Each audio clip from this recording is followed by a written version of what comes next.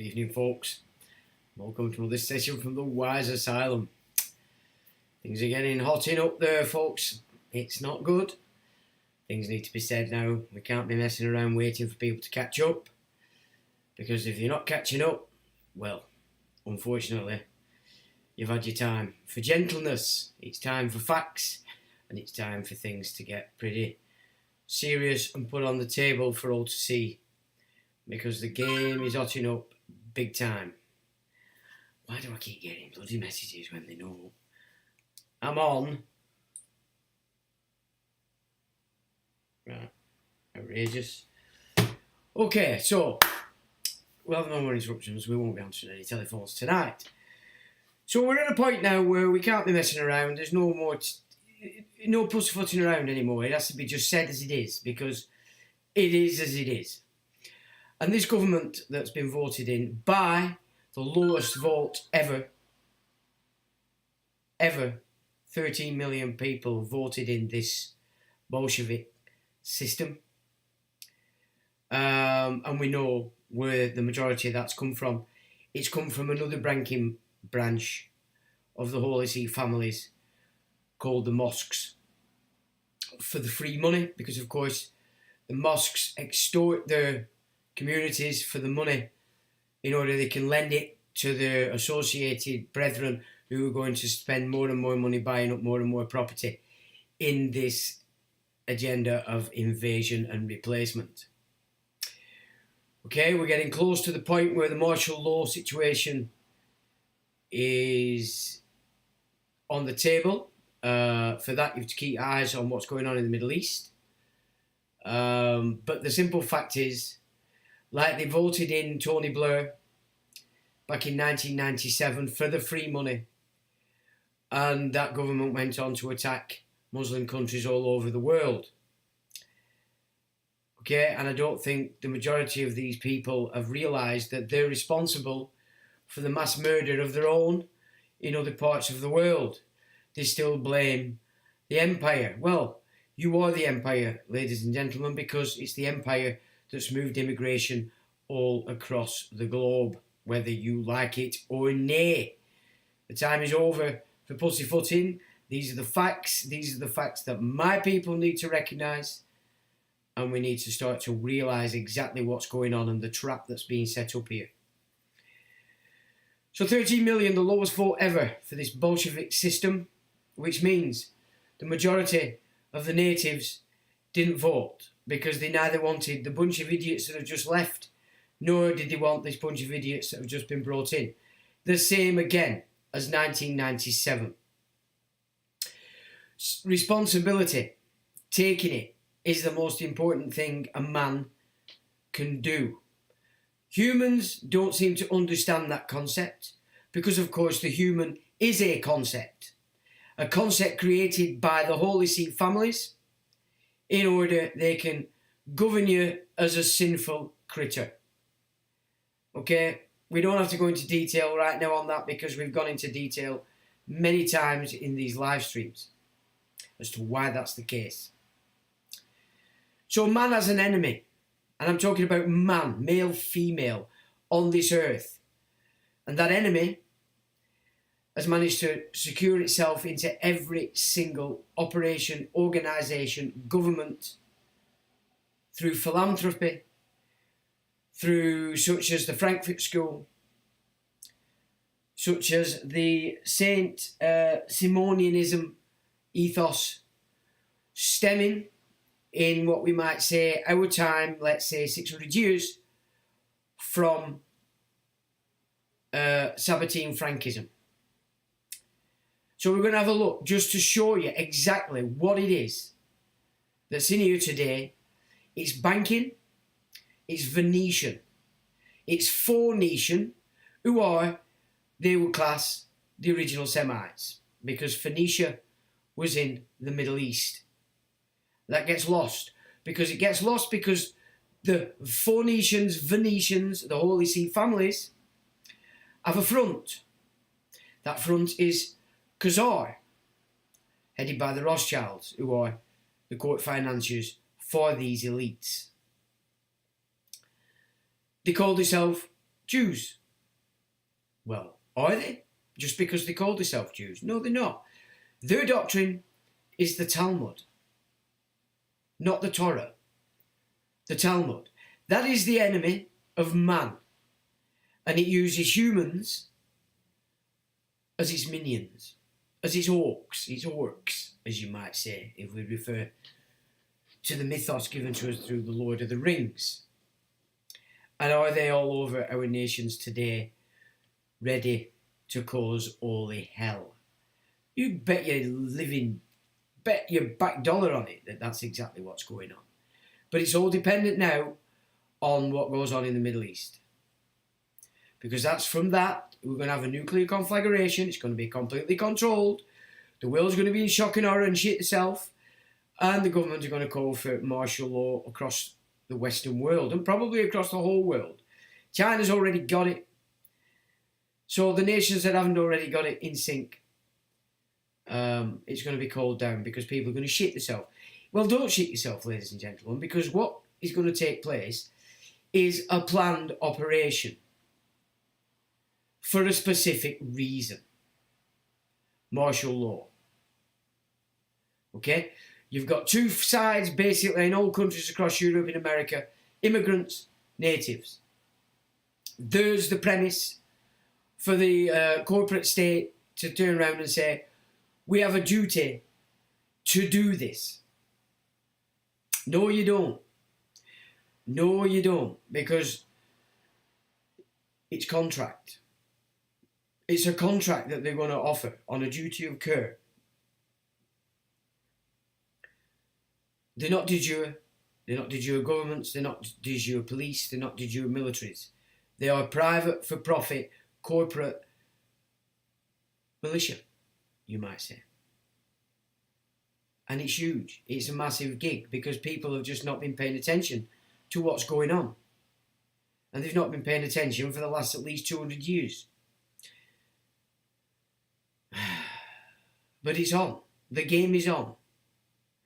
Just keep in mind before we start, Iran is controlled by the same force that controls Israel, that controls the US, that controls China, that controls Russia, that controls the UK, that controls Europe, Canada, Australia, India, Thailand, Japan, Pakistan, et al. Everything. But there's one big landmass that's not being touched. Why? Because this is where they're setting up the new gig. And that's east of what we call Russia. They're moving the financial system, Kazakhstan, Astana, anagram of Satan. The world leaders, the religious leaders have already made agreement. They've been building the symbolism in there now for quite some time. We've gone through it. I've done a report on it. You can see it as plain as day. That's the place that's not being touched. It's pristine. That's where they intend to reschedule this game they call the New World Order. It's essential people start to recognise that you've been fooled because you've been stupid. You've been stupid because you've been busy. Focus to things that are not really that important. You've destroyed your own families. You've destroyed your own cultures. You've destroyed your own nations. Banking is the game, and the mosques are banks. The mosques are banks that extort the money from the communities on shame.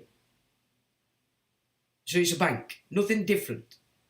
Unfortunately, there are a lot of people that don't see that and think it's some kind of religious thing. The religion is only there to force you into submitting to the will of the bank. Are you submitting to the Quran? No, you're not, because the Sharia is formed by imams who go to the hadiths in direct contradiction to the command of the Quran. If you'd read it, you would know it. If you had the comprehension or the intellect to comprehend your own works, you'd know it. You'd see it. You'd accept it. Because you're on the wrong side. And you're on the wrong side, like everybody else, because of ignorance. The Talmud has been in play a long, long time. That's what's been creeping into everybody's culture. If you have the death penalty, that's the Talmud. The Inquisition was carried out under the laws of the Talmud. Christian Zionism has presented Christianity on a platter, to the Talmud. The Vatican, with Vatican II, put itself on a platter and put itself under the Russian Orthodox Church, which of course is full-blown Bolshevism or Talmudism.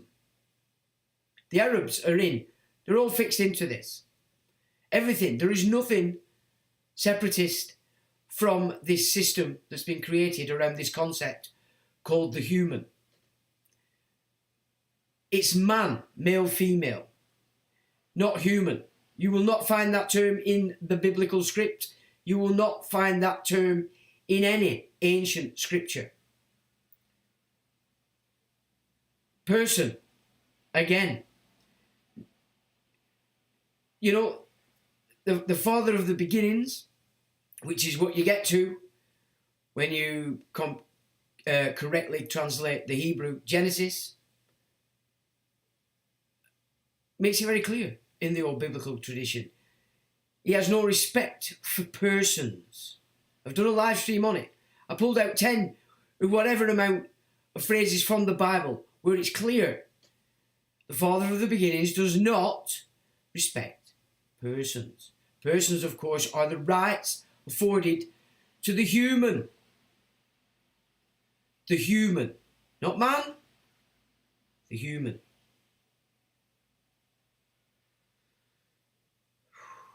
The Elohim are running riot. The Elohim are about to release God knows what across the entire earth. And you're going to do it for them on ignorance. On the fact that you've put money, wealth, power, slavery, invasion, war before you've put sanity. You've put care of your offspring, care of your own life, care of the future of your race, your nation, and sanity. Everybody's playing it. Everybody's doing it. It's not one against the other. You're all playing into the game because you've sucked into the culture of the human and its rights and its liberties. Not freedoms. Freedoms comes down to man. Rights, liberties, benefits, privileges, all military, all naval, all admiralty, Holy See, Phoenicians, Navy, Venetians, inner city of London, Washington DC. But it's not just there. China was conquered in 1914. And we're going to look at that. So you can see that what I've told you over these live streams isn't just wind and piss. It's real. This is what's happened. This force, the Talmud, and its minions has took over the entire earth because it's fooled the populations of the earth. And they are about to launch Israel and Iran against each other. And one big player is going to come into play here, and there's going to be a nuclear conflagration. And this was planned in the UK, by the way. The UK. This plan. And I put a tune together with it, and you won't believe how much the internet doesn't want it going anywhere. Why? Well, why would they bother about it if it's wind and piss? They wouldn't, would they? It's got to be what's on the table. Otherwise, they wouldn't be caring a little toss about my little musings, would they? They wouldn't care one bit. So we're going to go through the context of what I've said to you over these years about what it is that's controlling it. That China is not a separatist thing. China is the model that they've formed. that they want to spread across a broken world after, if they can get the humans to start killing each other. It's quite ridiculous, but that's the situation, and that is the plan.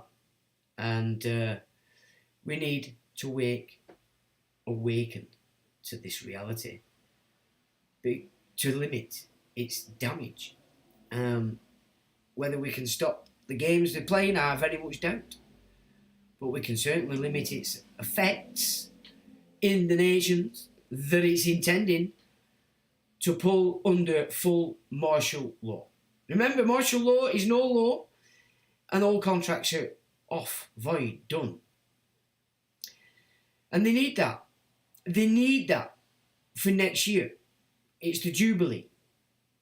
1925 Land Act ends. All our estates.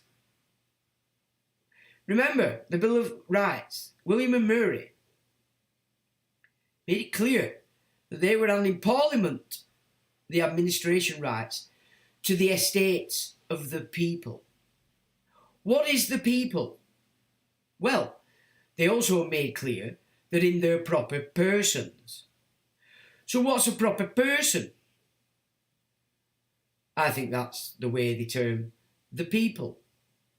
I haven't investigated it fully, but if you go off their own document, that's pretty much what it must be. Oh dear heck. And that's the situation. So all this game, this wind and piss that they're about to go, is going to be bloody. It's going to bite. And it's all just so this one group of people can get rid of you all by making you get rid of yourselves on your ignorance. It's quite ridiculous that they've got to this point. But then when you look out there in the big wide world, it's not really, is it? It's quite easy to see how they've achieved it and why.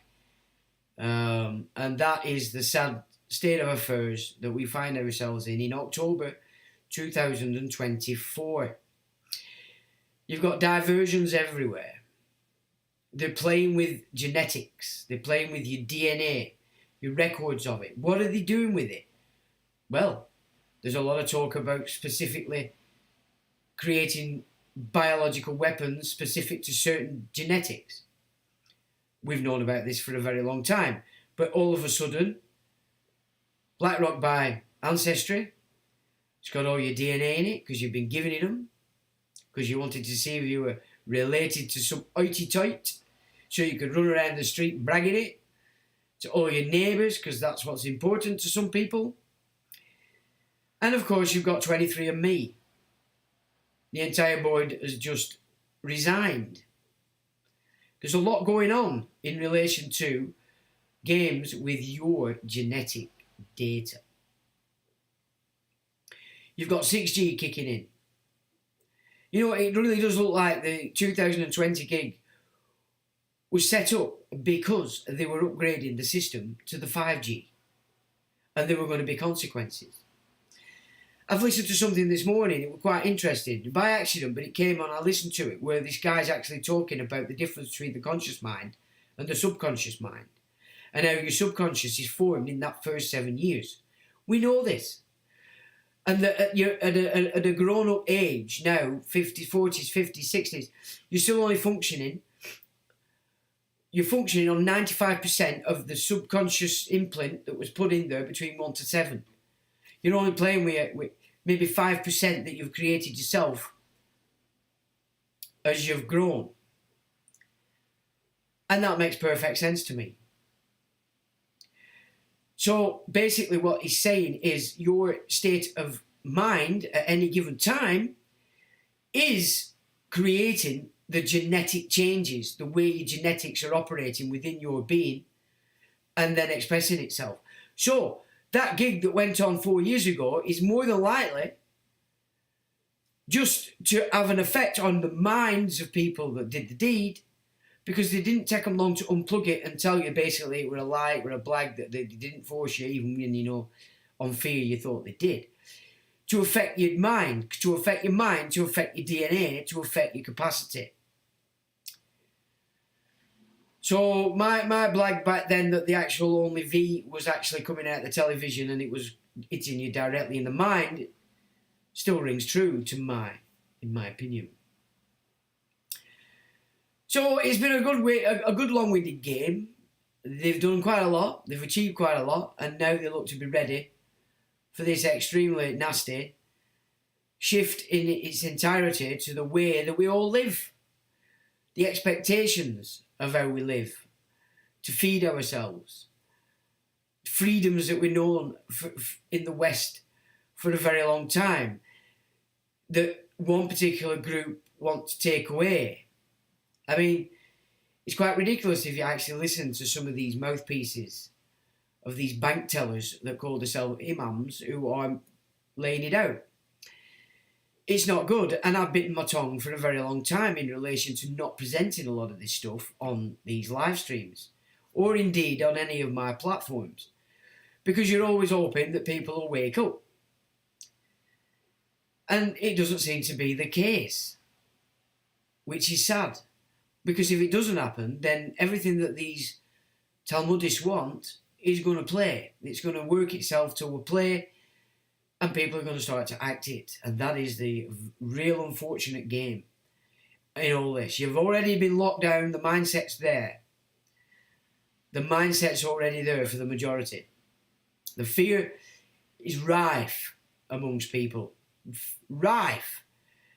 And they're ready to bolt back into that fear and stay in the kennel and command of the television and the talking heads, pretending to be your de jure governments, your de jure security forces, your de jure councils. They're not. They're private, for-profit, corporate entities operating for the banks, the banking system. So, there we go. That's definitely where we're at, and that's definitely what they are about to kick off, because they think they can. I believe they probably can. It really is up to everybody out there as to whether it plays out on the ground. The script is going to play itself into an act. Of that, there's no doubt. You can see it happening all around you now. This tit-for-tat nonsense that's going on. You know, what, were 180 rockets fired? It didn't hit anything. That's prescribed. That's planned. It ain't nothing. It killed one Palestinian guy. But it didn't kick any of Israel's infrastructure. It did nothing. It were a game to fool you on the television. That, oh my God, look what's happening. As I said for the last few years, politics in the West isn't about your own politics. It's about Israel, Palestine. And you've fallen for it. Why? Why have you done that? And claim to be intelligent. You're claiming to be civilised. Do you know what civilised means? It means you take responsibility for your own actions. You don't give up everything to this corporate state because you can't be asked. Because you want to wear your pyjamas. You want to sit on settee and watch television all day. That's why you're in this mess. Convenience has killed your nation. It's killed your nation. It's killed your culture. And lesser cultures of zero trust societies are now waiting in the wings the moment the white males are fooled to go as conscripts to fight whatever it is that's coming after this initial game of nuclear conflagration, scare everybody to death, put in martial law. Once they've got that achieved, then the war will begin. Then the white males will be forced to conscription, because of course people don't realise you don't have to go at all, because it's nothing to do with your nation. This is corporate banking games, and you'll be fighting for the banks, but you won't be fighting, you'll be going to die, like they did in the First World War, like happened in the Second World War between the Germans and the Russians especially, because that's what the war was really all about. What we got in our films and our propaganda wasn't real. It was a fallacy. If we were a proper war with Hitler, he would have annihilated our entire army in an afternoon on Dunkirk. It was a game. It probably the first war that were actually presented to the masses as a television script, a radio script, and they've been doing it ever since. Anyway, so we need to get now into the guts of some things, some subject matter that shows you what I've been saying about this one particular force controlling China, India, Russia, America, UK, Australia, Canada, Europe, and every other nation that I haven't mentioned. And it begins with this. And this, I say it begins with this, it began in Rome, Fabius. But this is the expression of a particular branch of Phoenicians within the Vatican system as it moved to infiltrate the existing religions, beginning with Islam. Sabbatai Sevi and the Sabbatine Frankists. Chronology from 1492, when they expelled so-called the Jews from Spain so that they could take over Mexico and create Texas, and then from that platform take over the North American landmass. So I've set it at this. It didn't begin here, but this is where it becomes important for our timeline now, because of the players that are in this, the three religions. So there's a few images of the critter. Very strange men, but these intellectuals seem to like these strange men. Well, humans, let's say. They're certainly not men. And it says, in the latter decades of the 1700s, established Jewry suffered a schism, coming out of a strange Kabbalistic cult that would herald its leader as the long-awaited precursor or pathmaker Messiah for the takeover of the entire globe. From this stream of anti-life theology would be born the two-pronged path that is the Zionist religio-political dementia, which initially aimed to create the State of Israel, and the action-packed and genocidal Marxist Bolshevism. The two are connected as methods by which the Gentiles would be forced to the will of the Noahide laws, or the New Trust. This two-armed attack has been successful in destroying the world's idea of freedom in the destruction of the United States, from which they intend to enthrone the Knights of Hate, who will work through China, a banking corporate construct, to rule over the earth through contracts with your person. Trump oversaw this transformation, and he will do so again when he gets in. Just remember, the united nations, as you might say, is the muck bucket, the self-proclaimed Knights of the Temple, or Solomon's Temple, have moved to control the mass of humanity as beneath them. Now, with Israel fully formed and functional, they are taking all technology into Jerusalem and are to demand that the UN be dissolved, with a new form of world governance be birthed in headquarters and controlled in Israel. Now, that doesn't necessarily mean that Israel in the Middle East. You remember, Putin is making sure that the elites can go back to their homeland. I think the Russians have actually now declared this week that their own should leave Israel.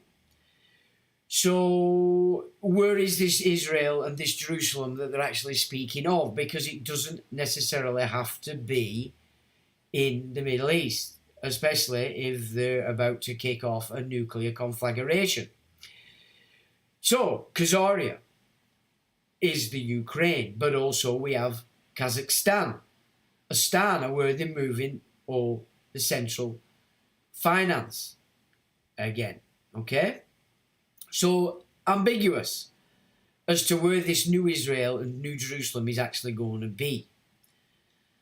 The main agenda of this theology has been to keep up the divisions between the Jews, Muslims and Christians by carrying out the deeds each group claim of the other and then pointing the finger.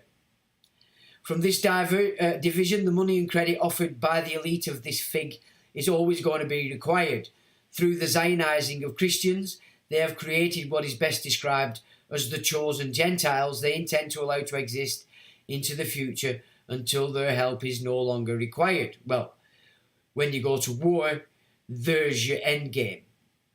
They're not intending that they intend you die. So there's your end game.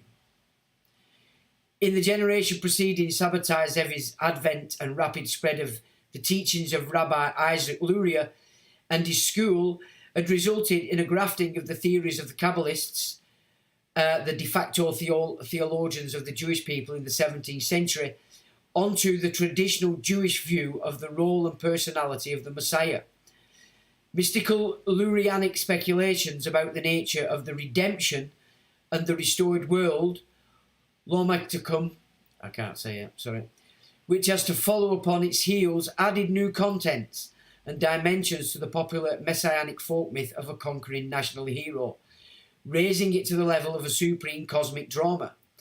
The redemptive process was now no longer conceived of as simply a working out of Israel's temporal emancipation from the yoke of the Gentiles, but rather as a fundamental transformation of the entire creation, affecting material and spiritual worlds alike, and leading to a rectification of the primordial catastrophe of the breaking of the vessels, Sheveret Hel Kalim, in the course of which the divine worlds will be returned to their original unity and perfection. From that debauchery was born the theology of redemption through sin, a complete inversion of the biblical theology of promoting love as the expression to aim at for redemption. Inversion is the method of the Kabbalah, or the inverted Kabbalah. It is the sophistry they espouse that entraps and thus condemns a weak soul to slavery. And Allah's very clear in the doctrine that nobody will come to him except as a slave. Okay, it's comprehension and intellect that has to be applied to these doctrines if you're going to take them and understand them correctly. From that debauchery was born the theology of redemption through sin, a complete inversion. I've done that. Sorry. The idea is born of two possible aims: to actually install as much sin in the world as possible, to force intervention from up on high, or to ensure the non-Jews commit sin to match and surpass the Jew, and therefore a redeeming of the Jew as the lesser sinner. Shabbatai translates as Saturn, the very place in which the god of the rabbis resides. Saturn castrated Uranus, preventing his seed from operating against him. According to the Kabbalah, there are 70 nations born of Noah, made up of the Gentiles, that will be governed by the Sanhedrin in Israel under the control of the 71st prince, Samuel. The Gentiles are betrayed once a year by Samuel with the sacrificial goat offered to Azazel. That the concept of the scapegoat is to transfer the sins of the Jews carried out within that year upon the Gentiles. That is the reason they require a third temple to reinitiate this practice.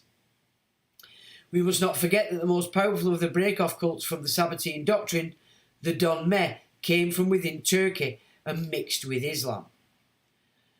The mystical Jewish Messiah of the 17th century, Sabbatai Zevi, promised to depose the kings of the earth, unite the 10 lost tribes and restore Israel. When Sabbatai approached the Sultan of the Ottoman Empire, he thought that the Sultan would have the humility to recognise his greatness and humble himself. The Sultan would have met a man who was clearly greater than himself. Sabbatai would receive the Sultanate and rule the known world. He originally intended to accomplish these goals overtly. However, when the Ottoman ruler threatened to kill him, rather than hand over his throne, Sabbatai Zevi understood that he had to take his messianic movement underground. His goals had to be achieved with stealth and deception. His movement was labelled apostate messianism. Though he would lose the open support of most rabbinic authorities of mainstream Judaism, his faithful followers would be assigned the task of continuing his mission. 41 years after Sabbatai Zevi's physical death, his hidden followers would establish Freemasonry in England. Freemasonry would continue Sabbatai Zevi's agenda of achieving world rule. Freemasonry linking up with the Illuminism as indeed, through revolution and wars, overthrown the monarchies of the world. So Napoleon was a big part of that. The revolution in France was a big part of that. The Civil War in the US and the Civil War on England. Again, all aspects of this cult. So it says, Freeman linking up with Illuminati has indeed, through revolution and wars, overthrown the monarchies of the world. Freemasonry Illuminism has taken the reins of the Jewish Catholic Vatican and the Islamic world, united the remnant of the lost tribes through the establishment of the European Union, and has restored Israel. Well, of course, the Shriners were the oversoul to the Masons, you might say. And, yeah, Order of the Mystic Shrine. Morocco. Very important to that, in the sense that Morocco, for a time, during the Crusades, was the place of pilgrimage when the Muslims, couldn't get to Mecca. The infidel rabbinic European Jews who had abandoned Sabbatai Zevi were decimated by the Freemasonic Holocaust of World War II. The Masonic State of Israel would be granted independence by the Masonic United Nations. Great Britain, though tasked under contract to support the State of Israel, despised the Zionists, and outside of the aristocracy, especially from within the military, Britain did all she could to prevent the encroachment of the Zionists into Palestine. For that, you have to look at the memoirs of General Allenby. You'd be surprised, because the world thinks that the British Army were happy to do what they did. They were not. And the British soldiers were tortured, massacred and murdered by these Russian psychopaths that were flooding in to Israel and blowing up their own ships for the emotional blag for the money, which they still get today. The infidel rabbinic European... as the heads up before the chronology, the term anti-Semitic was added to the Schofield Reference Bible as a biblical reference in 1967 by its copyright owners. Did you get that? I'll read that again. As a heads up before the chronology, which is what I'm going to, is the rest of this, the term anti-Semitic was added to the Schofield Reference Bible, which is the Bible of the Evangelicals, the Methodists, the Baptists, the Zionists. Okay? And that was added in the biblical reference in 1967 by its copyright owners, Oxford University Press. The claim is an outright lie. The claim of anti-Semitism didn't exist until Oxford University put it in there. So the Schofield Bible has been edited so many times, it's quite ridiculous. Even though if you had anything about it, you knew it was a fake up from the get-go. So there is a chronology. And so this system is what you might say prompted the Frankfurt School. And if we just flick over, because this is the mind job that's basically took over the Western elites as a you might call a Talmudic intellectual group. So the Weinsteins you see up and about today on the internet, and Jordan Peterson, and that little shit, I can't remember his name, that likes to attack college students. I forget his name. Wants your kids to go and fight in the Middle East while he brings his up in America. I forget his name. If I remember it, you probably know who I mean anyway. And so this group, as an offshoot of the Sabbatean cult, but just before we get into this, it began as a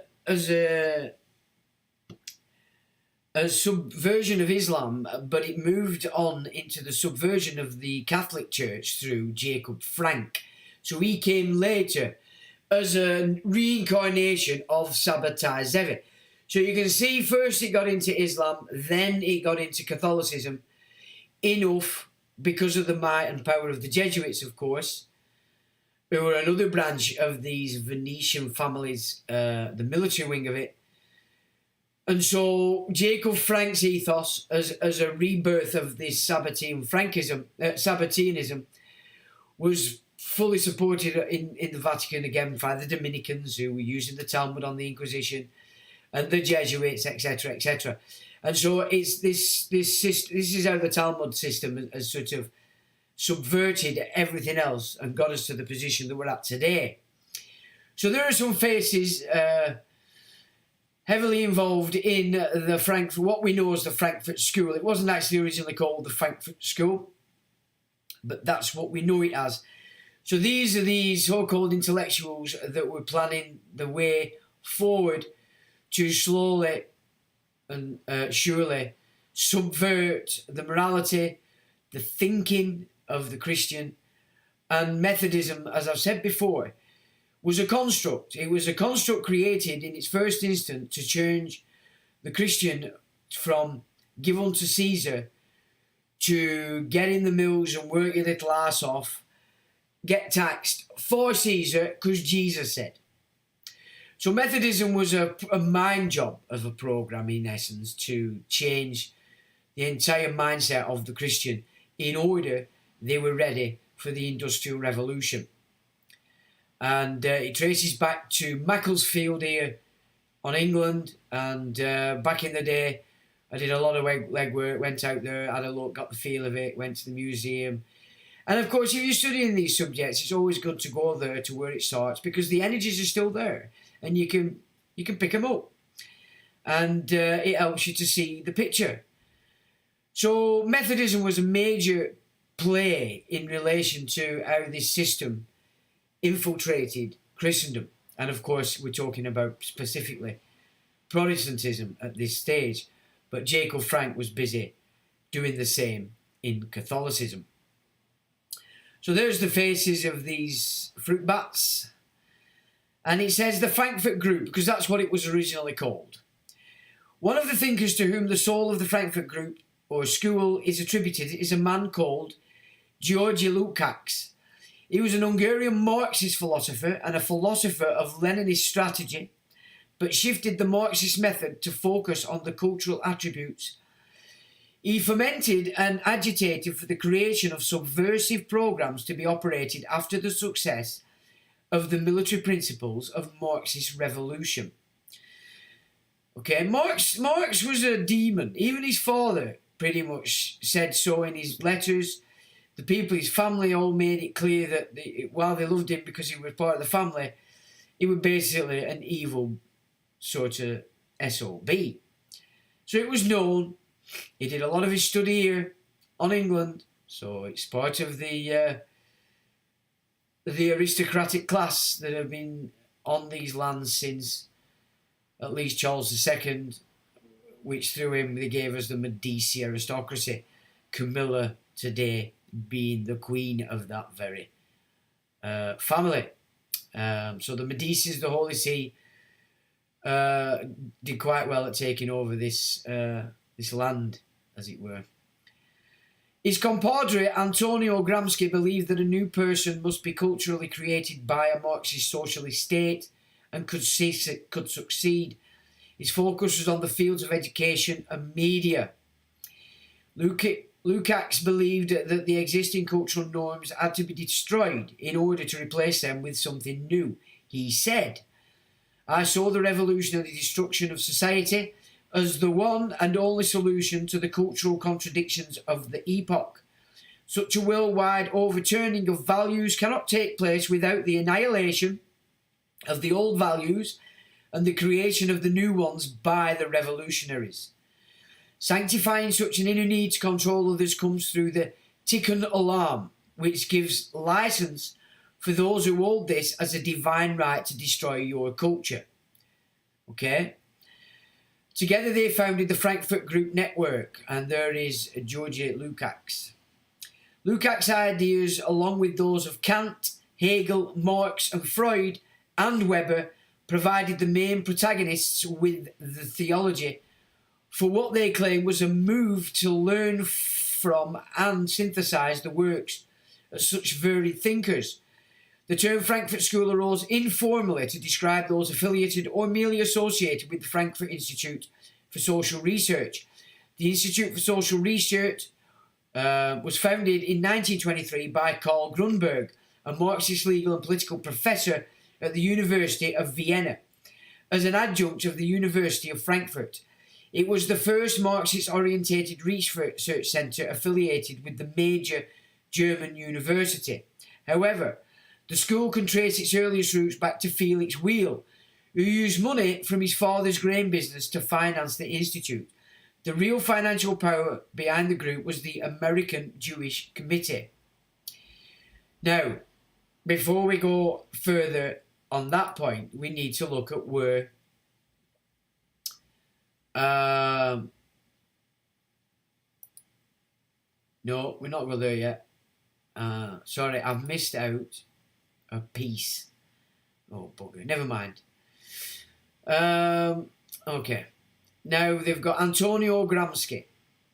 The Frankfurt School, which focused on what they termed critical theory, which was a combination of Marxist analysis and Freudian psychoanalysis. In other words, they looked at existing European cultural elements and looked to how they could attack them to undermine and destroy them, using the population itself.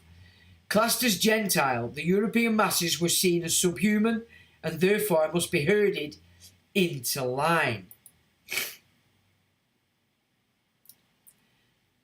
As the theories took root, especially so with those under the influence of psychedelics, the theories became manifest as the hippies attacked every facet of what was their heritage: Christianity, capitalism, civil authority and family, patriarchy, hierarchy, morality, tradition, sexual restraint, loyalty, patriotism, nationalism, heredity, ethnocentrism, convention and conservatism. All had to go. This is what they were attacking. Critical theorists recognised that traditional beliefs and the existing social structure would have to be destroyed and then replaced with a new thinking that would become as much a part of elementary consciousness as the old one had been. And of course, the new thinking would be dished out by pop stars, the movies, the radio and television. And of course, the wars play a major part in that, in changing the mindsets. First World War especially. They completely annihilated the males and replaced them with the many hundreds of thousands of Khazars that have been being imported from 1860s, stopped by an Act of Parliament in 1915, here and in the United States. Critical theorists recognised that traditional beliefs and the existing social structure would have to be destroyed and then replaced with a new thinking. That would become as much a part of elementary consciousness as the old one had been. And of course, the new thinking would be dished out by... Oh, I've done that. Sorry. So there's a link there to Authoritarian Personality Studies in Prejudice Series Volume 1. And involved in the ethos of the Frankfurt School included, but was not limited to, Erich Fromm, Felix Wheel, George Wilhelm Hegel, Herbert Marcuse, Wilhelm Reich, Max Horkheimer, Theodore W. Adorno. And Theodore W. Adorno from the Tavistock Institute was the brains behind the Beatles and Floyd. That's Pink Floyd. And he held the rights to all the musics passed off as belonging to the Beatles. Eventually his estate sold those rights to Michael Jackson. Okay, so if you think John and Paul were writing the music, forget it. Okay? If you think they held the rights, forget it. Theodore W. Adorno, Tavistock Institute. Paul McCartney died in 1966. They were going to pack it in. MI5 came in and said, no, you can't, because if you do, there'll be suicides all over of English females. So they carried on. And they replaced Paul McCartney with this mimic guy that you still all revere. You only have to listen to all the music he's come out with since the Beatles to show that he's absolutely not Paul McCartney. But never mind. Frederick Pollock, Otto Kirchheimer, Leo Lowenthal, Franz Leopold Neumann, Henrik Grossman. Associated with the Institute or theorists include Siegfried Kracauer, Alfred von Rethel, Walter Benjamin. Later theorists with roots in Frankfurt School critical theory include Jürgen Habermas, Klaus Offe, Axel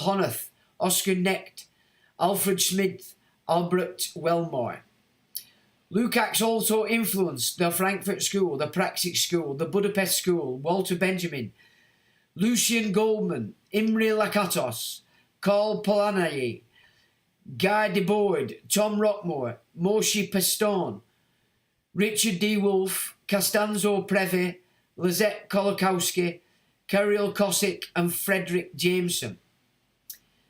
And there you have a bit of an insight into the psychology. So psychiatry in its entirety was created as part of this method by which they could twist your minds. And of course, it took off in a big way in the United States, did it not? Everybody was in therapy. Lloyd Burton Russell worked for the Frankfurt School and also with the Macy Group. With the existing NGOs, they were given the green card to completely change the culture of the United States. This was the case throughout the Western nations, including Russia, as the post-war populations, traumatised for a second time within 35 years, were right to have a new way to think and behave inflicted upon them through the expansion of the radio networks, and especially so with the introduction of the television.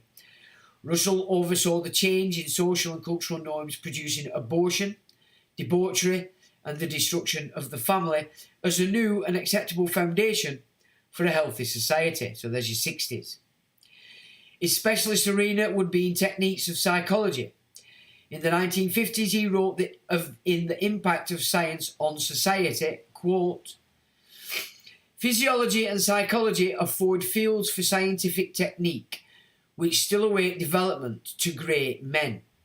And this is citing Pavlov and Freud. "They have laid the foundations. I do not accept the view that they are in any essential conflict. But what structure will be built on their foundations is still in doubt. I think the subject that will be of the most importance politically is mass psychology. Its importance has been enormously increased by the growth of modern methods of propaganda. Of these, the most influential is what is called education. Religion plays a part though a diminishing one. The press, the cinema, and the radio play an increasing part. It may be hoped that in time anybody will be able to persuade anybody of anything. If you can catch the patient young and is provided by the state with money and equipment, the subject will make great strides when it is taken up by scientists under a scientific dictatorship. The social psychologists of the future will have a number of classes of school children in whom they will try different methods of producing an unshakable conviction that snow is black. Various results will soon be arrived at that the influence of home is obstructive." Right? So these are the results that they were looking for. This is 3 examples. That they'll get in the minds of the children that the influence of the home is obstructive. That's your destruction of the family unit. Not much can be done unless indoctrination begins before the age of 10. Get rid of dad. Get mum on benefits. Verses set to music and repeatedly intoned are very effective. There's your 1960s counterculture. Yeah? The majority of the music written in the 60s was written by the Wrecking Crew.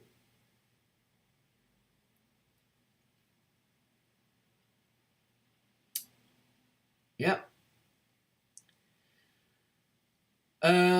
Opinion that snow is white must be held to show a morbid taste for eccentricity.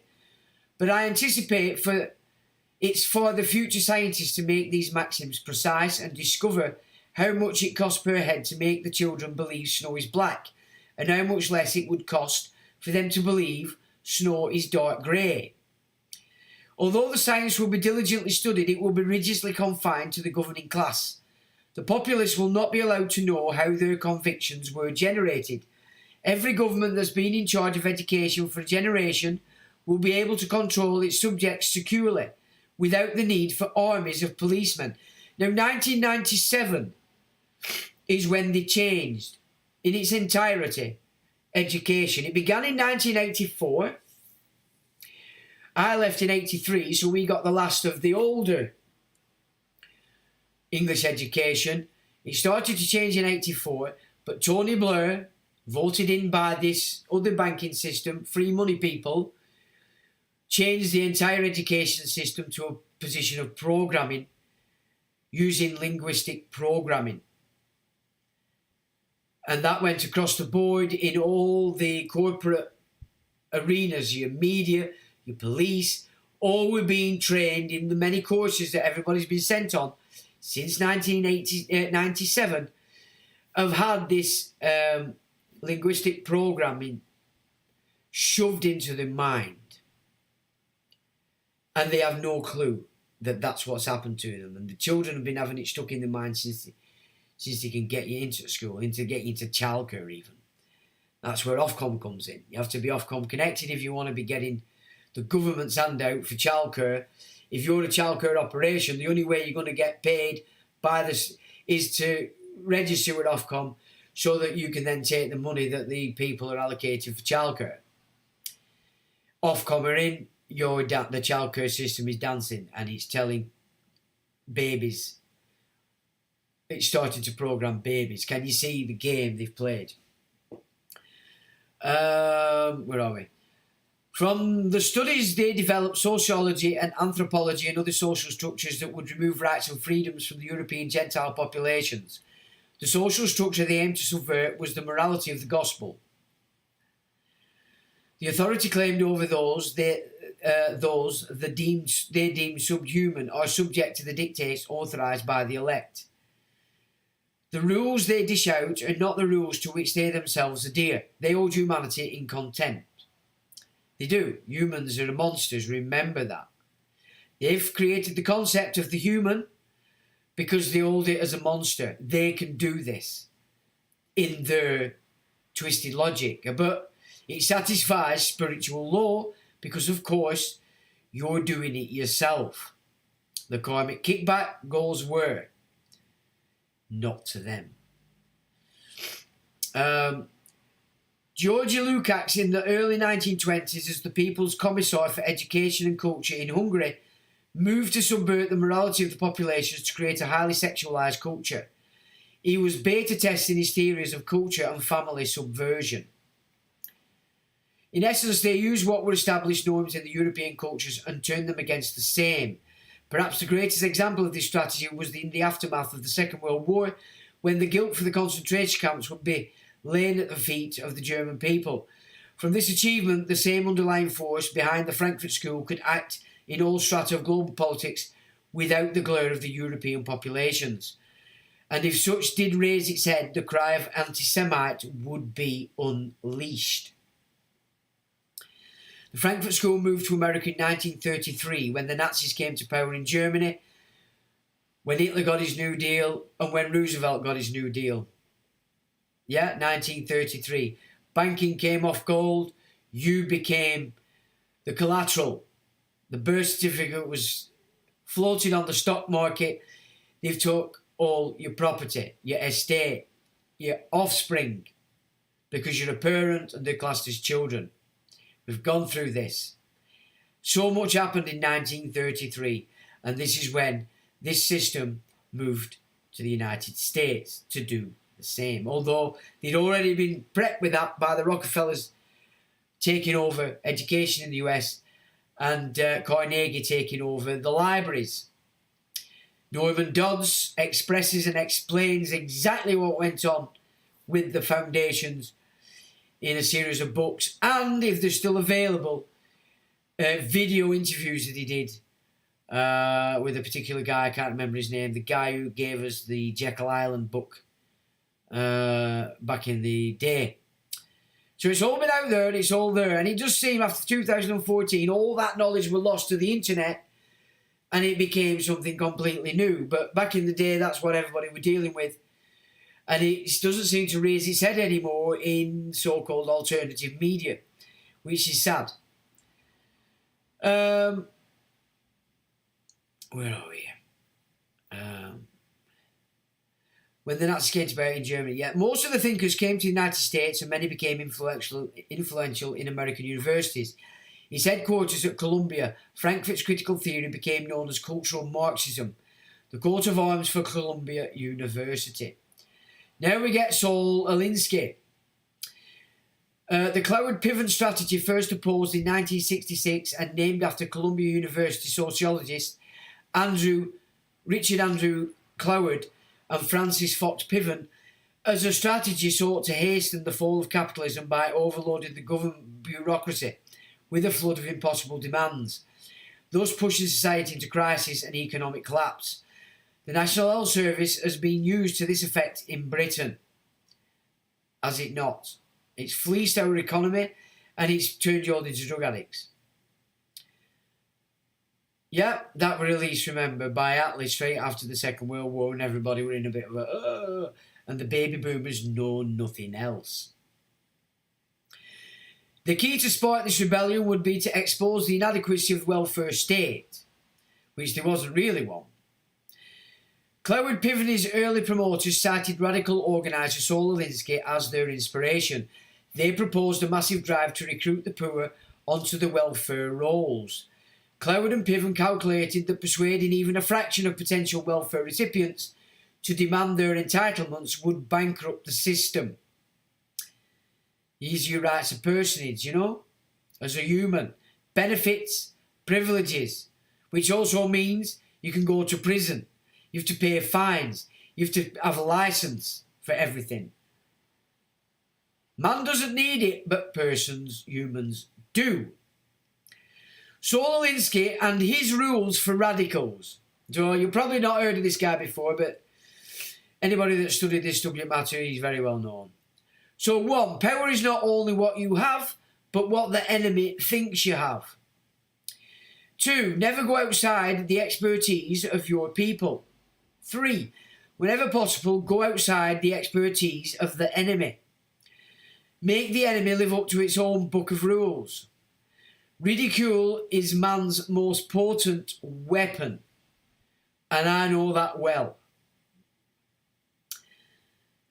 A good tactic is one your people enjoy. So find something they love, weaponise it. You're in business. A tactic that drags on too long becomes a drag. Keep the pressure on, never let up. The threat is usually more terrifying than the thing itself, which is exactly what they're prepping to do now with this nuclear conflagration. It's going to be completely controlled. It's not going to spread anywhere.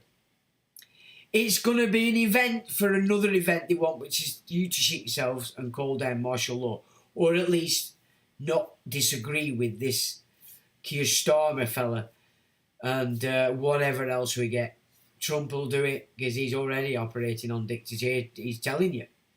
No more voting for Americans, for you Christians, my lovely Christians. Well, he isn't a Christian. So that's something you need to take on board, you Americans. The major premise for tactics is the development of operations that will maintain a constant pressure upon the opposition. If you push a negative hard enough, it will push through and become a positive. Transgender, for instance. It's a good idea to let foreign subcultures invade your nation. It's a good idea to let them obstruct the road and prey on it. It's a good idea to let them call to prayer at 7 o'clock in the fucking morning. That's going to cause some problems and it's spreading. The price of a successful attack is a constructive alternative. Pick the target, freeze it, personalise it and polarise it. Alinsky, a nihilist, dedicated his book to Lucifer. Lest we forget at least an over-the-shoulder acknowledgement to the very first radical from all our legends, mythology and history. The first radical known to man who rebelled against the establishment and did it so effectively that he at least won his own kingdom was Lucifer. That's what Alinsky dedicated his book to. Okay. Well, there's your Masons bagged, whether they know it or not. That's what they've been operating to for a very long time. Like Hobbes, Machiavelli, Rousseau, Robespierre and Lenin before him, Alinsky would defy the brutish, wicked and primitive members of society while impugning the virtuous, remarkable and law-abiding. As a graduate student in sociology at the University of Chicago, he socialised with the infamous gangster Al Capone and was influenced by the mob's brutal enforcer Frank Nitti, calling Nitti his professor. He held society, America and capitalism solely responsible for existential class inequalities. In Alinsky's view, criminality was not a character flaw, but a consequence of social inequity, particularly the distribution of wealth. He was thus determined to change the status quo of individual rights and private property by any means necessary. WEF anybody? Prince Charles? Keir Starmer? Et al? Yeah? Getting rid of individual rights and your private property. Remember, the Bolsheviks pull everything into the states, and then the capitalists, which is another arm of this, privatise it into the hands of the aristocracy through holding companies that they are the shareholders of. So you don't see it. Linking Gramsci, Lukács and Alinsky viewed revolution as a slow, patient process. The trick was to penetrate existing institutions such as churches, unions and political parties. He advised organisers and their disciples to quietly, subtly gain influence within the decision-making ranks of these institutions and to introduce change from that platform. Like his gangster mentors taught him, the ends justify the means. Remember, Gramsci and Lukács believed a new Marxist person must be culturally created, existing cultural norms had to be destroyed, an overturning of values cannot take place without the annihilation of the old values. Alinsky's rules would allow compromised societal institutions to be sent to this task. So that's what Islam's working for. That's what Christian Zionism's working for. And if you're a fruit bat out there protesting either for Palestine or Israel, you're working for it too. If you're out there protesting for climate, you're a part of this too. If you sat on your couch eating chips, watching telly, you're a part of this too. If you're using the supermarkets because you can't be asked to go shopping local and farmers, you're part of this too. If you're a farmer and you've took subsidies, you're part of this too. If you're an MP, a councillor, a policeman, in the military, you're part of this too. Basically, if you're a human or a demon, you're a part of this as well. Where are we there? Quote, on August the 18th, 2010, Fidel Castro contributed an article to the Cuban Communist Party paper, Granma, in which he endorsed the allegations of a Lithuanian-born researcher named Daniel Ustelin in a 2005 book entitled The Secrets of the Bilderberg Club. Hockheimer, Theodore W. Adorno, Herbert Marcuse, Leo Lowenthal, and their colleagues at the Institute for Social Research in the 1950s. The American New Left, coming out of the 1960s student radicals, was strongly influenced by revolutionary ideals. Well, it was actually the folk music scene that basically stopped the 1960s university students' protests on Vietnam and war. And they did that through the little puppet, what the fuck's he called? Bob Dylan, whose lyrics were written by, what's he called? I've gone blank. Leonard Cohen. Right? And it was through the folk music system that they actually undermined the anti-war movement that could have been a great thing of the 1960s. And so the entire hippie movement was subverted through the worst entertainer and gobshite I've ever heard, Bob Dylan. And in the entertainment industry, you had Frank Sinatra, and the Rat Pack doing the same. It's all there to be seen when you understand what the entertainment industry is in all its forms. And look at Didster. And as a break, Didster's actually started his defence. You'll be surprised to know. Wrong one. And he's brought in as his chief witness Stevie Wonder, who says, I don't see anything illegal at Diddy's parties. And that's just to brag the diversion in, of course, that's going on everywhere. And just to make you laugh. Giggle. Because it's all misery, this, isn't it? There's nothing nice about all this shit, so I thought we'd just lighten up the gig. Anyway, so Stevie Wonder's his prime witness and he didn't see nothing, Gov. And of course Stevie Wonder isn't blind, by the way. Never has been. He's not blind. It's a lie. But that's entertainment, folks. Where are we? Historical revisionism. Hang on. The American New Left, coming out of the 1960s student radicals, were strongly influenced by revolutionary ideas. Among them, those of Herbert Marcuse, a member of the Frankfurt School, who preached the Great Refusal, a rejection of all basic Western concepts. Now, it actually began in the 50s with the Rebel. It went from supporting the sports heroes at school and university to the leather jackets, the bikers, the rebels, the bad boys. And I watched the Elvis movie the other week. Quite interesting. I quite enjoyed it. Historical revisionism attacking the nation's founders was a key element criticism of foundational principles like constitutional democracy. And where it gets trapped at is that Freemasonry hasn't always been run by these fruit bats. Yeah, it hasn't always been what it is. It's the occultic rites on top of the third degree that are the problem. And as I've said to you before, that's what they taught me for 7 years. So I know what I'm talking about. But what I've found is when I come to talk to low-ranking Masons about what they were teaching me, about what happens in the higher ranks, they couldn't comprehend it at all. Because it's just not in their viz. It's not what they're taught. So I was trying to say, well, hang on, guys. It's not what you think. This is what they taught me and it's shit. They were having it, unfortunately. And they still don't have it today. But never mind.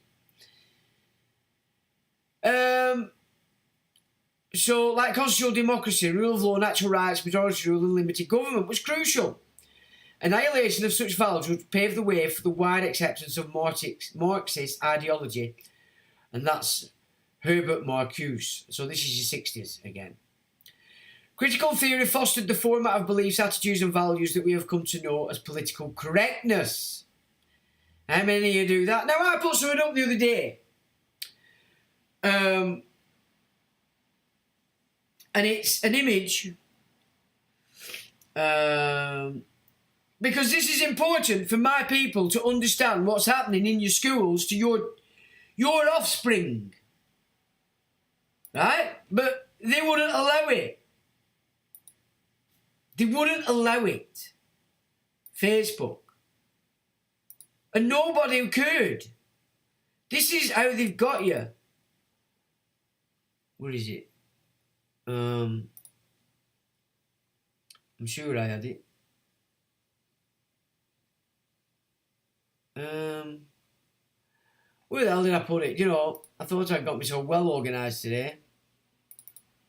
This image was not allowed by Facebook. Now, this is education in Europe, people. This isn't me saying this is going on. What are they teaching your women to do when all the white males have been conscripted? It's called replacement of race. And this is what they're teaching to your children. And Facebook don't want you to know this so that you can't educate your children against this Marxist, Bolshevist shit. And it's protected by political correctness. As I said to you at the beginning of this, there's no punches pulled now. It's time. It's time. Because you need to know. Hiding from it's not good. It's just not going to work. Right. Critical theory fostered the format of beliefs, attitudes and values that we have come to know as political correctness. Political correctness seeks to impose a uniformity of thought and behaviour on all populations. It is therefore totalitarian in nature. The intent is to intimidate dissenters into compliance with accepted dogma. Its roots lie in a version of Marxism which sees culture rather than the economy as the site of class struggle. You know, once upon a time we weren't all jealous of people that were moving ahead. Not everybody wanted the riches. Some people were very happy to have a job, come home, put their feet up and love their wife. It's not everybody's game to want riches. And we had a system set up that worked quite well. We had a working class and they were happy to work. We had a middle class who purchased the services of the higher classes. It kept a system going. Rail, energy, communication, airways, all national entities employed millions of people, all paying tax back into the economy. Yeah, it works. That's how you keep a healthy economy. It got privatised. All put into the hands of the aristocrats. And then they shit all over you, charge you a fortune. You know, if you wake up to the scam that is this flying, you know, the price of flights, you wouldn't believe it, honestly. I put something up on Facebook this week showing you the fuel scam in relation to how planes actually operate today, the jet engines. They only really need the fuel to launch and then come back. Once they get up there, the turbines are actually self-propellant. And it shows itself by the amounts of fuels they're claiming the planes have on site. It wouldn't fit. You couldn't possibly do it. It's impossible. You should take a look at that. The critical legal studies movement is a subordinate branch of critical theory or cultural Marxism. Its role is to subvert all rights in law by offering corporate format of benefits and privileges. And of course then you're under contract. They're administrating your estate or your deceased estate. Yeah, we're not getting into that tonight. Members of the Frankfurt School attended the Macy conferences, and when you grasp the outcome of these conferences, it is impossible not to equate the Frankfurt School with the programmes unleashed against the Western populations. Many other members of the Frankfurt School entered the OSS, which is America's military intelligence, which is what MI6 set up in the US. Okay, and so that's your... From that, you get CIA, you get FBI, you get all the military intelligence operations that are operating the Patriot Act against the American people post 9/11. Free society, the phrase used to describe the Macy conferences, a product of which became the platform that would launch the mind control program MK Ultra. Frankfurt, USA and the cultural Marxism would show itself in the 1950s underwriting the counterculture script through the beatniks. The populations would take on these programs as the psychedelic aspect to the overall subversive agenda was launched on the Western youth. What is believed to have been a decade of freedom and love was in reality the decade of the destruction of the very morality that had kept the Western nations intact. This was an attack against the working and middle class. And that's your baby boomers. That's why they're all screwed. And then that showed itself in family destruction when my generation reached our teens in the 80s because everybody's dads were getting thrown out of their families. And that affected the males in a really negative way. And now look at the state of it. The males think the girls are dogs or cats, and the girls think they're boys. What a fucking mess.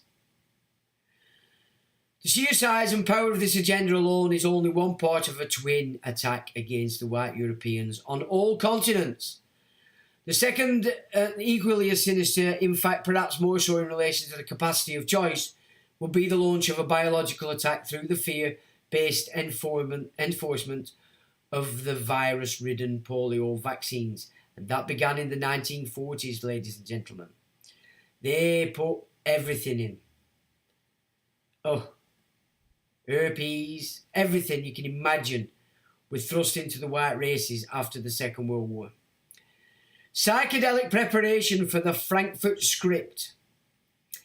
Hallucinogens have the singular effect of making the victim asocial, totally self-centered and concerned with objects. That's the baby boomers in their entirety.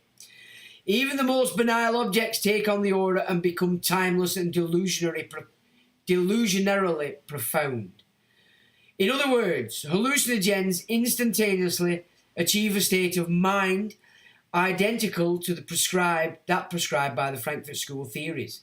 So in came the theories first, then they launched the drug, and all them theories went, oh, look at this, aren't we clever? No. And this is what I said before, LSD is it's a low version of what the mushroom is. The mushroom will give you a dream quest, the LSD won't. It can't, regardless of what the hippies tell you. It's a different game altogether. And the popularisation of these chemicals created a vast psychological liability for bringing those theories into practice. Thus, the situation at the beginning of the 1960s represented a brilliant re-entry point for the Frankfurt School, and it was fully exploited. One of the crowning ironies of the now generation of 1964 on is that for all its protestations of utter modernity, none of its ideas or artefacts was less than 30 years old. The political theory came completely from the Frankfurt School. Lucien Goldman, a French radical who was a visiting professor at Columbia in 1968, was absolutely correct when he said of Herbert Marcuse in 1969 that the student movements found in his works, and ultimately in his works alone, the theoretical formulation of their problems and aspirations, emphasis in original. The longer and sandals, the free love communes and the microbiotic food, the liberated lifestyles had been designed at the turn of the century and thoroughly field tested by various Frankfurt School connected New Age social experiments like the Ascona commune before 1920. And this is where the bohemian scene comes into play and the Theosophical Society and all the offshoot cults from that very society. Even Tom Hayden's defiant never trust anyone over 30, the subscript to current BBC broadcast Radio 1, which I've told you I've listened to, and it's pretty much, I'm thick as fuck, 'cause I'm thick as fuck, but somebody told me that I was good, and I believed it, 'cause I'm thick as fuck. That's the lyric you're getting from Radio 1. And that's good compared to what's coming out. Honestly, yeah, no wonder they don't want anybody over 30 listening to Radio 1. Because you can see the game. It was merely an urban version of Rupert Brooke's 1905, Nobody Over 30 is Worth Talking To. So 1905 that idea came out. The social planners who shaped the 1960s simply relied on already available materials. A lifestyle, a nonsense phrase that came into the language in the 1960s under Marcuse's influence. The eroticism of the counterculture meant much more than free love and a violent attack on the nuclear family. It also meant the legitimisation of philosophical eros. People were trained to see themselves as objects, determined by their natures. The importance of the individual as a person gifted with the divine spark of creativity and capable of acting upon all human civilization was replaced by the idea that the person is important because he or she is black or a woman or feels homosexual impulses. That made you more important through the 60s. And it's same today, is it not? It's got worse. This explains the deformation of the civil rights movement into a black power movement and the transformation of the legitimate issue of civil rights for women into feminism. Discussion of women's civil rights was forced into being just another liberation cult, complete with bra burning and other, sometimes openly, Astarte style rituals. A review of Kate Millett's Sexual Politics in 1970 and Germaine Greer's The Female Eunuch in 1971 demonstrates their complete reliance on Marcuse from Reich and the Freudian extremists. This popularization of life as an erotic, pessimistic ritual did not abate, but in fact deepened over the 20 years leading to today. It is the basis of the horror we see around us. The feminist movement was funded by the Rockefellers. The heirs of Marcuse and Adorno completely dominate the universities, teaching their own students to replace reason with politically correct ritual exercises. There are very few theoretical books on arts, letters or language published today in the United States or Europe which do not openly acknowledge their debt to the Frankfurt School. The way out is to create a renaissance. If that sounds grandiose, it's nonetheless what is needed. A renaissance means to start again, to discard the evil and inhuman and just plain stupid, and go back hundreds of or thousands of years to the ideas which allow humanity to grow in freedom and goodness. Once we have identified those core beliefs, we can start to rebuild civilization. And there we have a document for your perusal if you so wish. Now, before we go back to Sabbatai, I just want you to... Oh, here we go.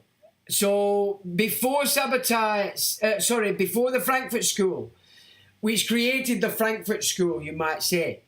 So Sabbatai Zevi is the cult. This was the next gig that came on, Henry de Saint-Simon. And this were a bunch of Johnny-come-latelys or Jewish intellectuals that basically took over and created these socialist theories. It was a philosophy of science, and he created the political and economic ideology known as Saint Simonianism that claimed that the needs of the industrial class, which he also referred to as the working class, needed to be recognised and fulfilled to have an effective society and an efficient economy. Unlike conceptions within industrialised societies of a working class being manual labourers alone, St. Simon's late 18th century conception of this class included all peoples engaged in what he saw as productive work that contributed to society, such as business people, managers, scientists, bankers and manual labourers, amongst others. St. Simon believed the primary threat to the needs of the industrial class was what he defined as the idling class, a tier of society that included able-bodied persons who, instead of using their labour to benefit social and economic orders, and who preferred what he perceived as a parasitic life of work avoidance. That's your free money people. So they've turned this full circle and are now creating a massive amount of free money people to build this communist state, and they're the one they just used to vote in this Bolshevik system again. So there, as you can see, it working through the Industrial Revolution. This is big in America, and you know, there's a lot of people involved in this. You might not know the names if you're not savvy with this kind of stuff, but such as Pierre Joseph Proudhon, Marxism, Karl Marx, Friedrich Engels. Now, Friedrich Engels, Marx's best mate, he owned a lot of mills in Lancashire. German philosopher, but he owned a lot of child slave mills in Lancashire. So the opposite of Karl Marx, in fact. You know, this is how contradictory all this stuff is. Duke of St. Simon, his grandfather's cousin. You've got all this data here, American Revolution. Yeah, they were all involved in this. George Washington, they were around through George Washington's time, captured by British forces. All these French Revolution, all this stuff comes into play by this system. And so this precursed the Frankfurt School. But it all comes out of here. Methodism is the key to how they got this in to the Protestant people and through Freemasonry. But Methodism is the method they used to get into the working class. And if you go back to this, you could say birth of the Hebrews. So it goes back to BC. You've got all this right through 10 tribes, which we know is a bit garbage. Exodus. Names synonymous with the house of Judah, Jerusalem, kingdom of Judah, Jews. Only the tribe of Judah supplied the race or bloodline called Jews. The term was first recorded in the Bible in Kings 2 during the war against the Syrians, who called the Judahites Jews to shorten the name. The Jews are not Israelites, as many Hebrew tribes were not Israelites. The Hebrews that were not Israelites, the Trojans, the Hellenes, the Romans, the Meletians, the Iberians, the Gales, and the Britons. You hear that? Hebrews that were not Israelites. Trojans, Hellenes, Romans, Meletians, Iberians, Gales, and Britons. 485 BC, Palestinian tribe of Judah, disowned by the Israelites, produced a racial creed. Blah, blah, blah. The controversy of Zion Douglas Reed speaks in those terms. So 405 BC, subsequent human affairs may have exceeded that of explosive epidemics. This was the day on which the theory of master race was set up as the law. So 458 BC is when the theory of the master race was set up in law. And of course, that was the Talmudic law, shifted itself into Judah. So 458 BC, master race. Has nothing to do with the Germans, is it? No, it was imposed on the Germans as this cult took it over. It also said that returning Levites after the Babylon captivity were in fact fully fledged black magicians who took root within the tribes of Judah and Benjamin, who had been outcast by the Israelites. Well, they weren't outcast by the Israelites. They fought 4 major wars. They despised each other. 1100 AD, 1192, the Templar Order honours the Treaty of Ramla of 1192 AD between King Richard and Lionheart and Sultan Saladin, who declared peace and essentially united the Templars with the Knights of Saladin. So there's your pact. The key treaty was restored and reconfirmed by the Treaty of Acre in 1229 AD between Holy Roman Emperor Frederick II and Saladin's successor Al-Kamil, supporting mutual cooperation of the Knights Templar with the Muslim Saracens in preserving holy sites and heritage. So this is where your Order of the Mystic Shrine comes in, your Shriners.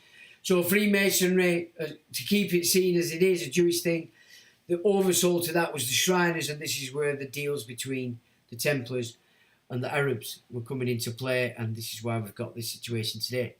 1400, 21st February, the Prussian Confederation is formed. 1491, San Ignacio de Loyola was born in the Basque province of Guipuzcoa, Spain.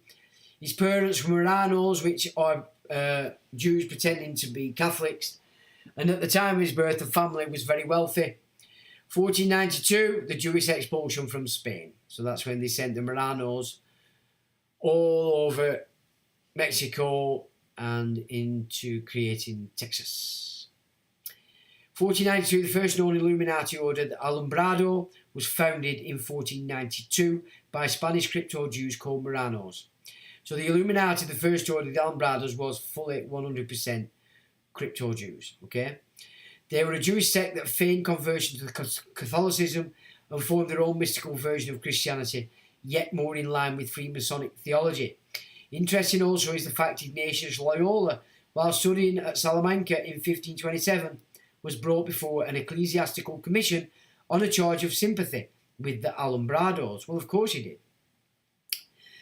But escaped with an admonition. Miguel de Milanos was also accused of sympathy owing to some similarities between his book, The Spiritual Guide, and the teachings of the early Alumbrados, Isabel de la Cruz and Pedro Rios de Alcaraz. Loyola was the head of the original Society of Jesus, which is the Jesuits. 1494, the first evidence of Jews in Tudor England after the expulsion. So Tudors are in, they come again. But they were actually still in there. They didn't all get removed when you look into it properly. Edward I was just removing the power over interest. But because they were all tied in with the Venetians. But not all the Jews were expelled. It's a bit of a myth, that. But they started to come back in as soon as The fine heirs through the Pallavicini and the Stanleys had got the Tudors on the throne. 1515, Pope Leo X and Medici Pope opened the door for usury on loans after pressure from the German Fugger Bank. So usury was opened up again in the Vatican, or at least the Vatican Bank, in 1515. 1527, Ignatius Loyola, while studying at Salamanca, was brought before the keys. Yeah, blah, blah, blah. 1588, the Converso, a Jew or a Moor of medieval Spain and Portugal who professed to convert to Christianity in order to avoid persecution or expulsion. Dr. Hector Nunes was lauded as a hero for being the first to warn of the sailing of the Spanish Armada. 1589, Christopher Marlowe's anti-Jewish play, The Jew of Malta, was first performed. 1594, Queen Elizabeth I's physician, a converso named Dr. Rodrigo Lopez, was implicated in a plot to assassinate Elizabeth. He was tortured, tried and hanged on what is suspected to be a false charge of treason. Anglo Jewry then fled to the Low Countries, often disguised as Spanish or Portuguese Roman Catholics. Elizabeth I was financed by the House Pallavicini to build a navy able to relieve the Spanish galleons of their cargo, all that gold and silver from South America. 1597, Shakespeare's famous play about the Jewish moneylenders, The Merchants of Venice, was premiered. 1600, 1604, Manasseh ben Israel born, and he was the backer of Oliver Cromwell. 1609, Portuguese merchants were expelled from London on suspicion of being Jewish. 1620, Pilgrims land in America. They make a new compact with the land and declare the Native Americans, the Canaanites, that must be wiped out. 1626, 9th of Av, Sabbatai born in Smyrna, now Izmir, Turkey. He was born to Mordechai Sevi, a merchant with close dealings with the English merchants, the Jewish Messiah that would introduce the theology of sin for redemption. 1639, Sabbatai reaches bar mitzvah 13 years old. 1640, Manasseh ben Israel named to head yeshiva enabled by the bankers Pereiras, enabled him to focus on writings. Manasseh was most profoundly interested in messianic problems. He was full of Kabbalistic opinions. He entered into correspondence with Christina, Queen of Sweden, ostensibly regarding matters of Hebrew learning, but probably with the design of getting her help in obtaining for the Jews admission into Sweden. But his chief attention was directed to securing the readmission of Jews into England. Antonio di Montesinos, Aaron Levi of 17th century converso who reclaimed his Jewish ancestry after fleeing the Inquisition in Portugal, went to Peru in search of holy people, rumoured to be living among the Amazon Indians on a remote jungle river near the Ecuadorian border. Montesinos was greeted by a band of light-skinned Indians in a dugout canoes. On learning that he was an Israelite from across the seas, the fair-complexioned Aborigines recited the Shema Israel and announced they were the descendants of the tribe of Reuben. On his return to Amsterdam, Montesinos shared his discovery with the famous converso Rabbi Manasseh ben Israel, who broadcast the news on his printing press that the biblical prophecy had been fulfilled. He predicted that the scattered tribes of Israel were soon to reunite in Jerusalem to rebuild Solomon's temple and usher in the Messianic age. And of course, Manasseh ben Israel is the guy that financed Oliver Cromwell. 1647, Oliver Cromwell conspires with Manasseh ben Israel's agent to execute King Charles I. An entry for June 6, 1647 from Oliver Cromwell to Ebenezer Pratt says, in modern language, in return for financial support, will advocate admission of Jews to England. This, however, impossible while Charles living. Charles cannot be executed without trial, adequate grounds for which at present do not exist. Therefore, advise that Charles be assassinated, but will have nothing to do with procuring an assassin, though willing to help with his escape. So Cromwell weren't willing to procure the assassin, but were going to help him escape. So they had reason. Ebenezer Pratt's reply was on July the 7th, 1647. Will grant financial aid as soon as Charles removed and Jews admitted. Assassination too dangerous. Charles would be given the opportunity to escape. His recapture will then make trial and execution possible. The support will be liberal, but useless to discuss terms until trial commences. Another trial was ordered by Cromwell because his agreement with the backers in Amsterdam was that Charles be executed. The indictment against Charles was drawn up by Isaac Doriaslaus, an agent in England of Manasseh ben Israel, one of the main funders from Amsterdam of the Cromwell Revolution. After the English Civil War, the Holy See wanted to remove all signs of a Medici monarchy in England, so they moved to install the Lithuanian Radziwill and Polish Jagiellonian lines. The throne of England was overtaken through Mary de Medici, who married Henry of Navarre. You will say he was Henry IV of France, but of course her daughter was Henrietta Maria, and she married Charles I of England. Medici had the throne. So Charles I were married to a Medici, but after the Civil War they wanted to hide it. Okay, so they put in Radziwill and Jagiellonian lines. You might suggest that infiltration of the throne of England didn't last long because Charles was beheaded by Cromwell. Their daughter was Mary, and she married William of Orange. Their son was William III, who became King of England in the Glorious Revolution. Since in Judaism the line is matrilineal, you can see that it didn't take long for the Medicis to get back a queen on the throne by their reckoning. Both Henrietta Maria and Mary were Medicis. So was Mary's daughter Anne, who became Queen of England after William III, and she was the one that created the act of joining England and Scotland. I can't remember his name offhand. A terrible thing indeed. Excuse me. Catherine Jagiellon started the House of Vasa in Sweden and infiltrated that throne through the Jewish Radzewills. 1642, sabotaged Rebbe began his Kabbalistic meditative discipline, blah blah blah blah. 1648, Chmielnicki massacres thousands of Jews in Europe. 1648, his messianic mission begins. His first vision is recording he has.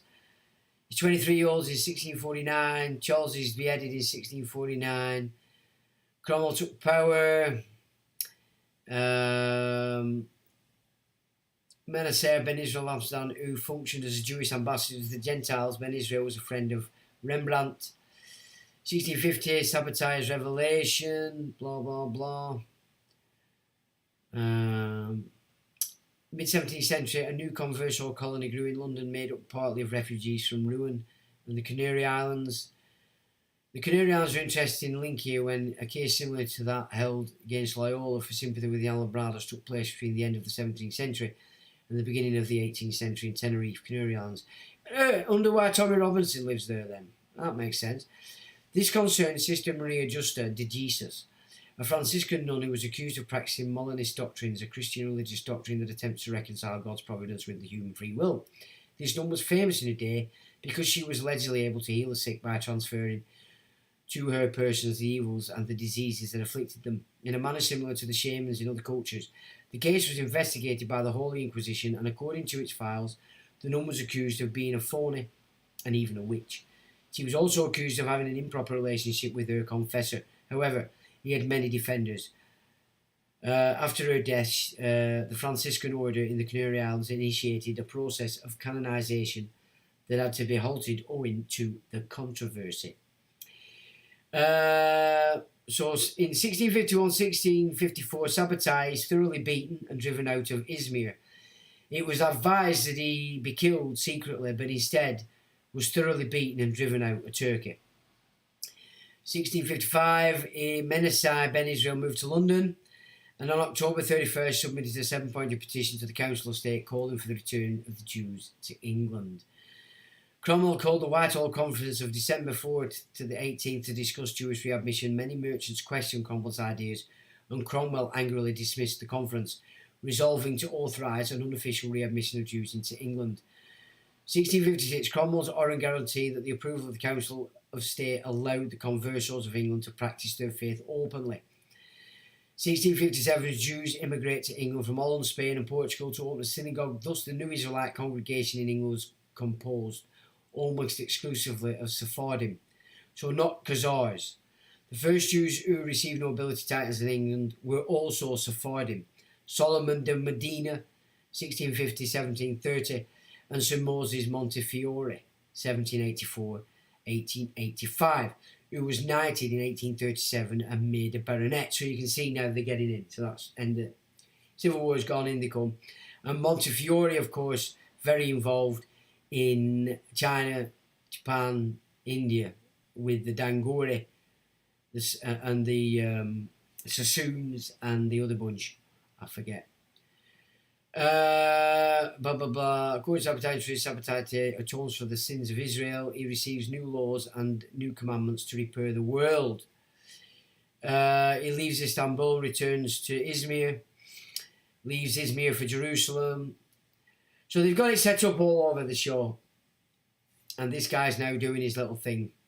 1664, a small congregation of Sephardim was officially recognised by King Charles II after the restoration of the Stuart monarchy. Fulfilment of Manasseh ben Israel's Kabbalistic work, laying foundations for Messiah coming. And as I've said, King Charles' bastard lines are all you could class as Medici. 1660, so that's who the Medici were. So that's who Nostradamus were working for. And we know that Nostradamus was also Jewish.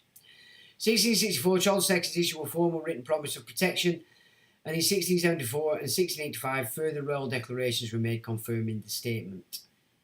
In 1698, the Act for Suppressing Blasphemy granted recognition to the legality of practicing Judaism in England. So there's Charles II. It just keeps moving on and moving on. Then Sabbatai gets arrested by the Sultan, blah, blah, blah, blah. And he's given a post after he converts in the Sultan's palace till 1673. Then he's exiled to Albania. 1674, a Treaty of Westminster, New York and New Jersey given back to England after the Third Dutch War.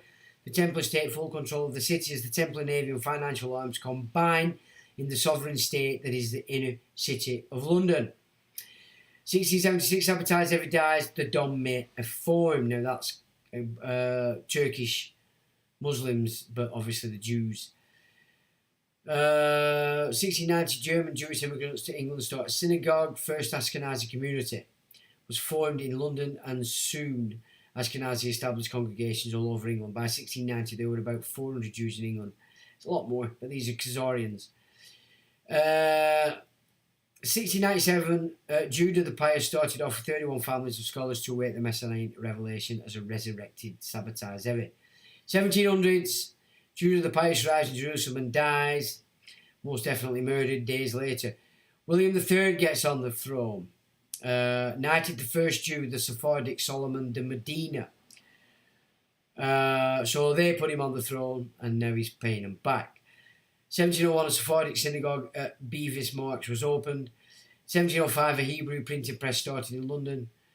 So remember, the empire's in, and now they're all moving in. Who owns this empire? You know, it's not us.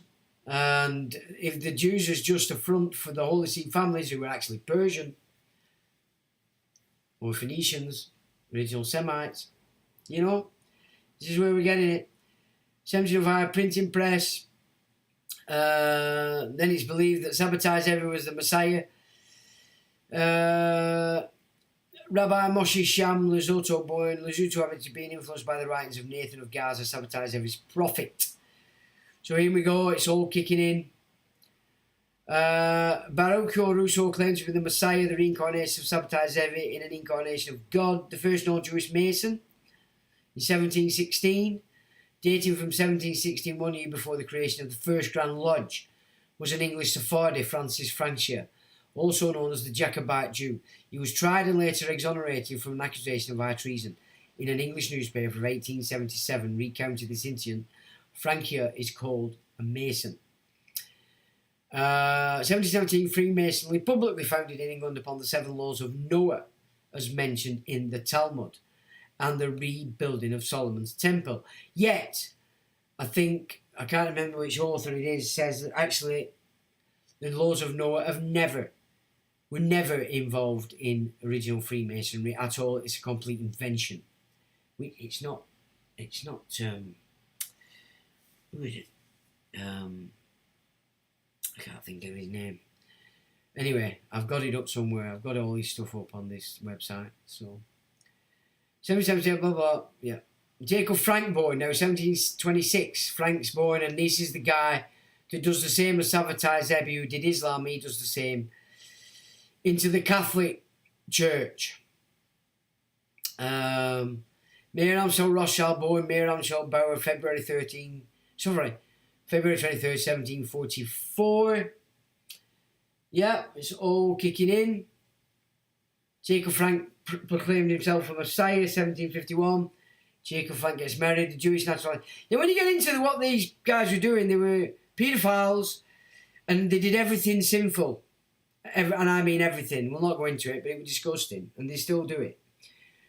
The Jewish Naturalisation Bill, the Jew Bill, was issued to give foreign-born Jews the ability to acquire the privileges of native Jews, but was rescinded due to anti-Jewish agitation. That's here. Jacob Frank in Poland founded a sect and held certain elect persons are exempt from moral law. The sect abandoned Judaism for a higher Torah, Jewish law, based on the Zohar, which was the most important work in the Kabbalah, the Jewish mystical movement. Hence, its members also called themselves Zoharists.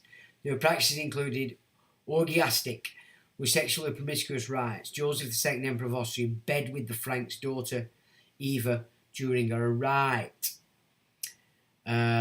Jewish community banned Jacob Frank and his groups as heretics. So it's not actually a Jewish gig. This is something that took over Judaism as well. An anthology of Masonic prayers appeared in print. Upon them, we recited the opening of the lodge meeting, light for the Jewish freedom, blah, blah, blah, blah. Frank converts to Christianity in 1759. 1760, Baal Shem Tov dies. Now, in 1760, Frank's arrested in Warsaw on the charge of feigned conversion to Catholicism and the spreading of a pernicious heresy. He was convicted as a teacher of heresy and imprisoned in a monastery in the fortress of Czestochowa, so that he might not communicate with his adherents. Napoleon born in 1769. Jacob Frank made a pact in 1772 with Adam Weishaupt, a Jewish-born Jesuit, to enlist his Sabbateans to join Weishaupt's Illuminati. So that's the Bavarian Illuminati, the original. Well, the Alumbrados, of course, but you know what I'm saying, okay? The Illuminati order was not invented by Adam Weishaupt, but rather renewed and reformed. The first known Illuminati order, the Alumbrado, was founded in 1492 by Spanish Jews called Marranos, who were also known as crypto Jews. In 1491, San Ignacio de Loyola was born in the Basque region, blah, blah, blah, blah. His parents were Marranos, so it's all intermingled. Sabbatean Frankism, the Illuminati, the Bavarian Illuminati, and the Jesuits, all connected. August Frank released the conquering Russians who had occupied Czestochowa. 1772, Frank moves to the Moravian town of Brunn, lives there for 13 years. Frank spoke a great deal about a general revolution which would overthrow kingdoms and the Catholic Church in particular. Freemasonry, American Revolution, 1776. 1780, the Order of the Asiatic Brethren in Europe, founded in Brunn, Moravia, by Jacob Frank, who changed his name to Dobrushka, to construct an upper level above the regular Masonic structure which opened doors to additional mysteries. The Order's theosophic doctrines and ceremonial regulations were based upon Jacob Frank's militaristic version of the Sabbatean Kabbalah. Sir Moses Haim Montefiore, Sephardic Mason, 1788-1885, was born in Livorno, Italy. Yeah, and then it goes on and on right up to the present. And it's worth looking if you want to see exactly what this has just been voted in now. The free money people. This is what you've brought in. There's quite a lot there, and I mean we're getting on now, so I don't want to bore you stupid. Now this is where it gets into China. Okay, it's this Sung family, and you study this, and you'll get to see exactly how, from 1914, this same system started to annihilate the 3,000-year-old monarchy systems of China. And Chinese people need to see this. So from 1914 on, then 1917, Russian Revolution, and we didn't get to see what was going on behind Russia, because it were all going on in the background, but it's the Bolsheviks they took over Russia, and they were also doing the same in China. And we only saw once the Soviet Union were formed, we just saw the war with no idea what was going on at the back end. Very important data. And it's also worth going to the wiki page for this family as well. Where's the wiki page? The Song sisters, because it's through marriage that they did all this. But again, another interesting piece of data. And if you're interested, you can follow on from this. But look, their father was American-educated Methodist minister Charlie Song. The Methodist construct has been so huge in moving this Sabbatean Frankist system. It's not to be taken lightly. It's so important as a construct, more importantly as it did here, which was to change the Christian idea of give unto Caesar and what's ours is ours. It was like, go get in the mills, pay taxes to Caesar, because Jesus said. And that's basically everything that went on with this. It all stems back to this Bolshevik system. And we've now got it smack bang in, and they're ready again to kick off a war. But first they want the martial law, and that's what's going to happen and go on in the Middle East. At least be aware of it, folks. Regardless, it's not about culture race anymore. This is about an enemy of man. And it's one of the last pieces in this jigsaw of takeover of nations that have been free for a long time. And it really is up to us whether we accept this or not. You know, it really is.